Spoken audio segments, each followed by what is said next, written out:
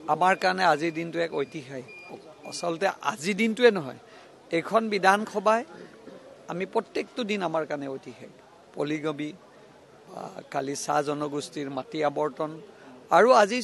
6 জনগোষ্ঠীৰ ব্যৱস্থাটো মই এই গোটেইখিনি কথা সামৰি মুখ্যমন্ত্ৰী ডাঙৰীয়াক আমাৰ চৰকাৰখনক ধন্যবাদ জনাইছো যে আগতে কোনো নকৰা কামখিনি আজি আমাৰ চৰকাৰখনে ডক্টৰ হিমন্ত বিশ্ব শৰ্মা ডাঙৰীয়াৰ নেতৃত্বত কৰিবলৈ সাহস পালে আৰু সক্ষম হ'ল এই হ'ল আমাৰ ৰাইজৰ ওচৰত আহ্বান যে আপোনালোকে দেখিছে যে প্ৰায় সমস্যা সমাধান কৰাৰ দিশত চৰকাৰখন গৈ আছে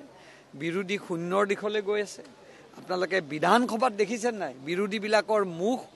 কলা আৰু আন্ধাৰৰ পিনে যাব ধৰিছে এইটোৱে প্ৰমাণ কৰিলে যে এইখন চৰকাৰ পুনৰবাৰ আকৌ 26ত